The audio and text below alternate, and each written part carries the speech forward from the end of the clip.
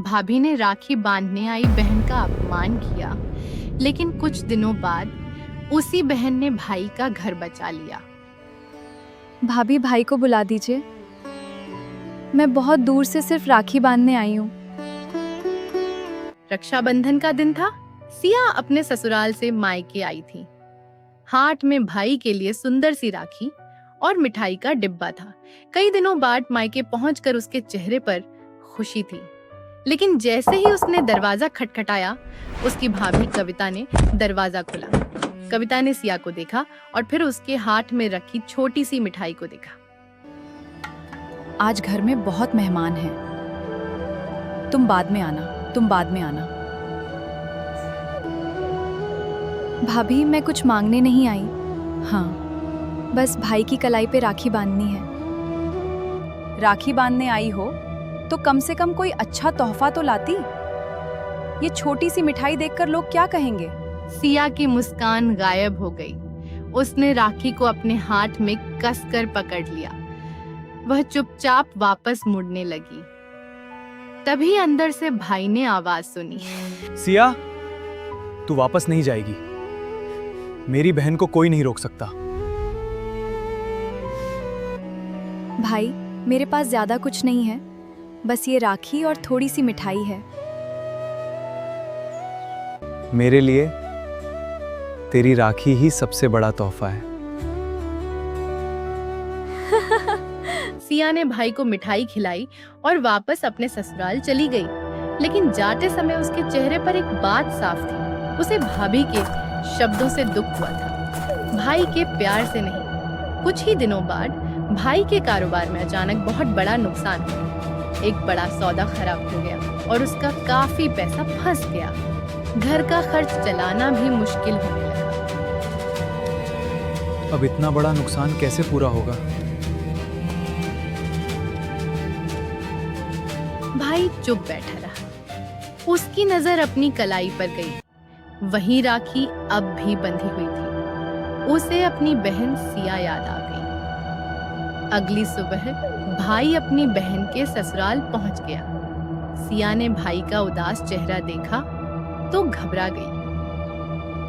भाई, आप इतने परेशान क्यों हैं? मुझे बताइए। हबाब, भाई ने उसे अपने कारोबार के नुकसान के बारे में सब बता दिया। सिया कुछ पल चुप रही, फिर वह अंदर गई और एक छोटा सा डिब्बा लेकर आई। उसने डिब्बा भाई के सामने रख दिया। डिब्बा खोलते ही भाई हैरान रह गया।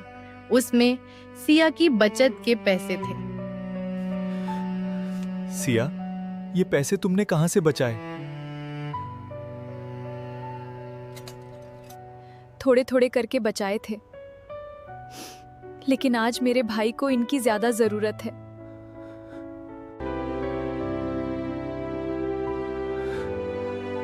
नहीं सिया, मैं तुम्हारी बचत नहीं ले सकता। रक्षाबंधन पर आपने मेरी इज्जत रखी थी। आज मुझे अपना फर्ज निभाने भाई दीजिए। की आंखों में आंसू आ गए। उसने अपनी बहन को गले लगा लिया। सिया की बचत से भाई ने अपना जरूरी काम दोबारा शुरू किया। उसने दिन रात मेहनत की और धीरे धीरे उसका कारोबार फिर से चल पड़ा। कुछ महीने बीत गए। अब सिया और उसके भाई के रिश्ते में पहले से भी ज्यादा प्यार था। कविता के व्यवहार में भी बहुत बड़ा बदलाव आ चुका था। एक दिन कविता खुद सिया के ससुराल पहुंची। उसके हाथ में मिठाई का डिब्बा था और चेहरे पर सच्चा पछतावा।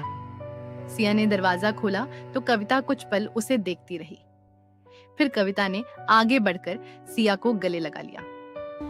सिया, उस दिन मैंने तुम्हारी मिठाई और कपड़े देखे थे, तुम्हारा दिल नहीं देखा। मुझे माफ कर दो। भाभी, रिश्तों में अमीरी गरीबी नहीं देखी जाती। रिश्ते दिल से निभाए जाते हैं।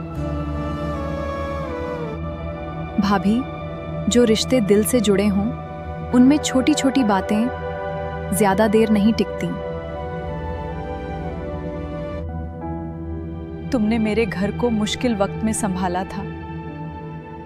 अब मैं इस रिश्ते को हमेशा संभाल कर रखूंगी।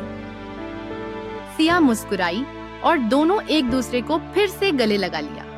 उस दिन कविता को समझ आ गया कि बहन मायके सिर्फ राखी बांधने नहीं आती, वह अपने साथ बचपन की यादें, भाई के लिए प्यार और पूरे परिवार को जोड़ने वाला रिश्ता लेकर आती है।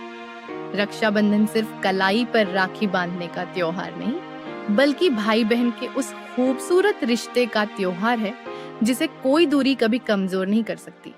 और इस तरह एक छोटी सी राखी ने टूटते हुए रिश्ते को फिर से जोड़ दिया।